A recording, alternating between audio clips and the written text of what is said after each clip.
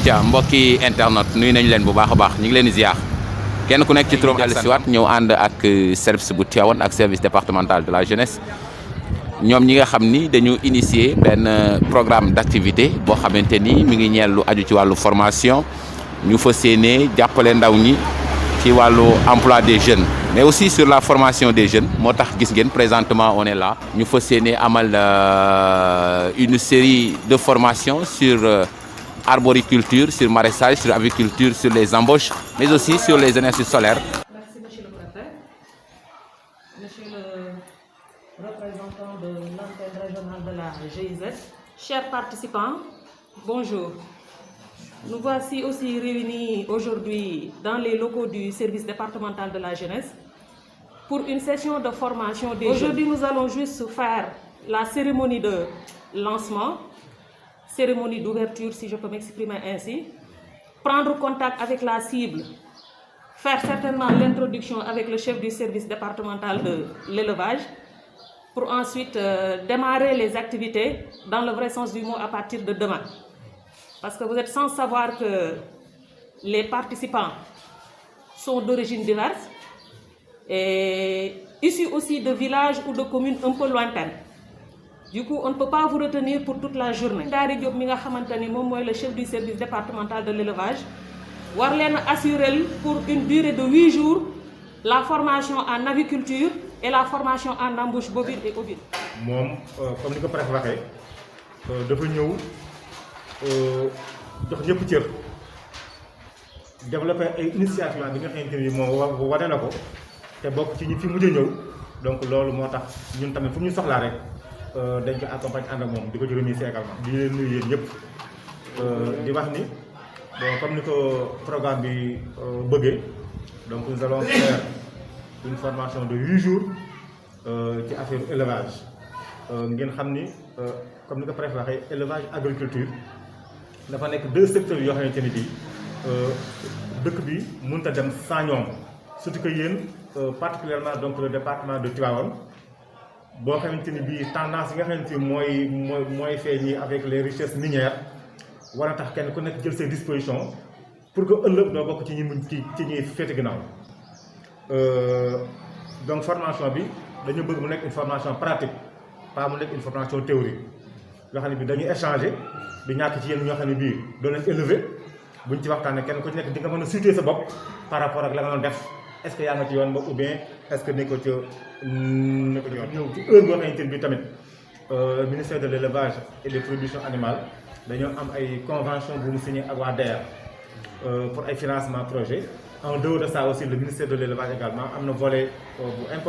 importance bu ñu wax le fonds STAP, c'est-à-dire le volet de stabilisation yi nga xam ne bii day financer ay activités pastorales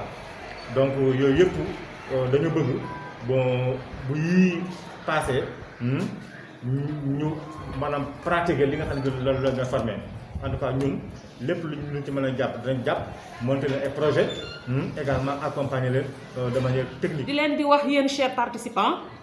vous êtes dans votre maison hein, vous êtes bien au service départemental de la jeunesse donc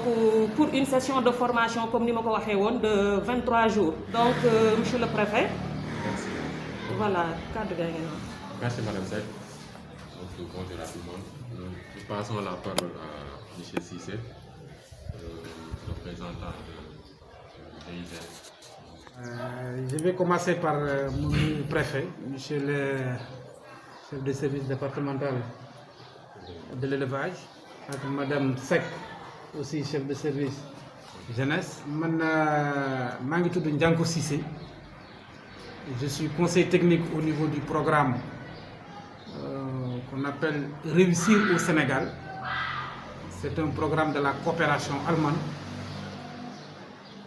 Nous avons samp nañ ko fi depuis 2017 mu ngi ci biir région de Thiès. Programme bi nag à son origine li taxoon mu jóg c'était de créer de nouvelles perspectives pour les jeunes du Sénégal. Bureau bu mag bi mu nga Dakar am nañ antenne Thiès am nañ antenne Saint-Louis am nañ antenne Kaolack am nañ antenne Tamba am nañ antenne Kolda. C'est pour vous dire que le programme est presque à travers tout le Sénégal. Programme bi nag ci li muy yëngu d'abord mooy créer de nouvelles perspectives pour les jeunes mais buy créer de nouvelles perspectives pour les jeunes aussi dafa am ci bànqaas yu mu sukkandiku 3 axes d'intervention. Premier axe bi mu ngi ko def lu ñuy wax entrepreneuriat et start-up kenn de réewul mbir ne ñun ñëpp ñiy jàng ci école yi ñëpp mënuñu nekk ci bureau yi il faut mu am ñoo xam ne ni ay entrepreneur la ñuy doon waaw parce que am na ñoo xam ne yéen a ngi doon jàng ak ñoom ñu ngi continuer université yéen demu leen mais nag cela ne veut pas dire que vous n'allez pas entreprendre quelque chose dans la vie et c'est pourquoi ñu xalaat ne def premier axe bi mooy entrepreneuriat et start-up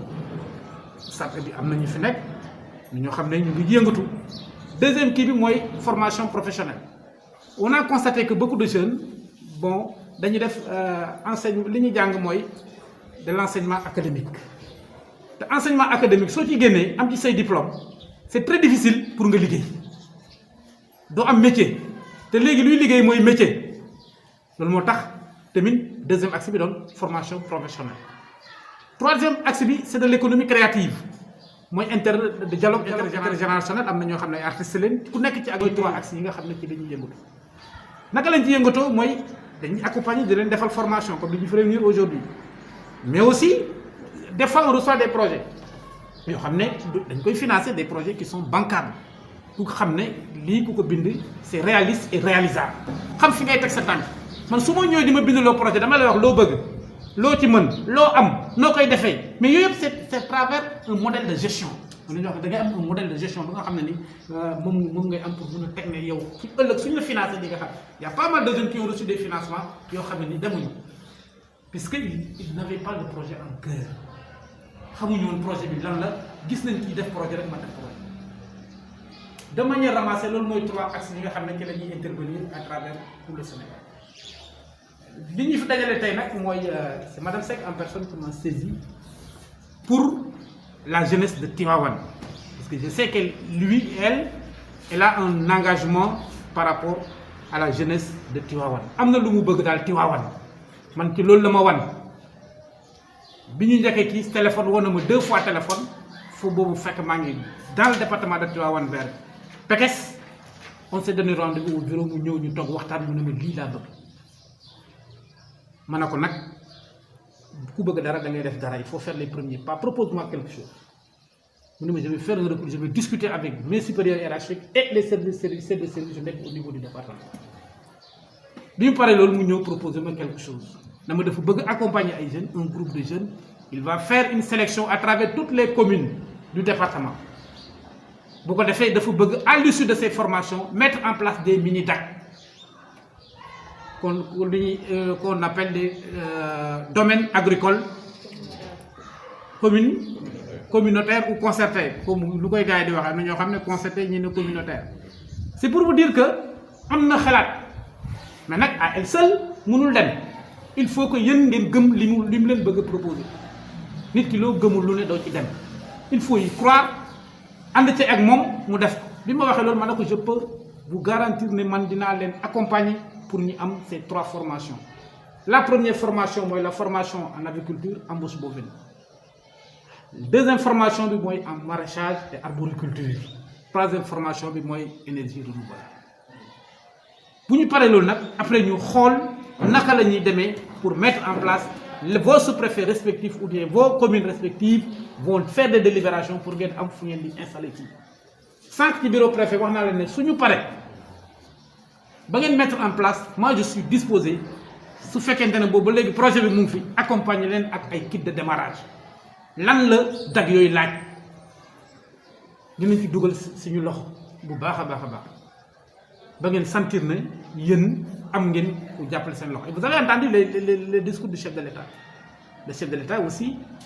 est prêt pour mettre 300 milliards au niveau des 300 milliards je pense au niveau des jeunes bu leen ko kenn yóbbul vous êtes des jeunes comme les autres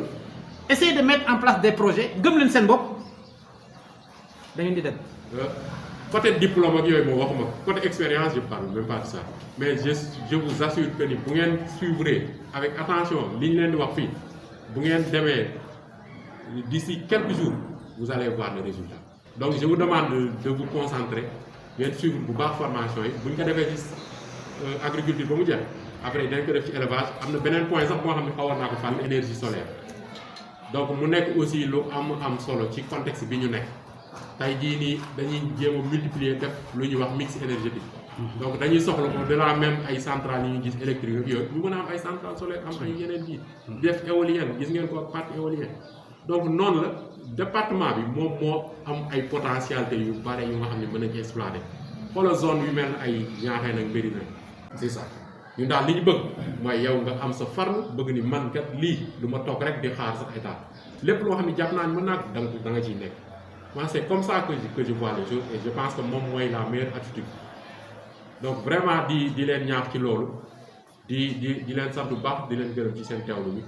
bi di remercier encore une fois de plus le partenaire GIZ bi nga xam ne moom moo ñu jàppale ci liggéey bi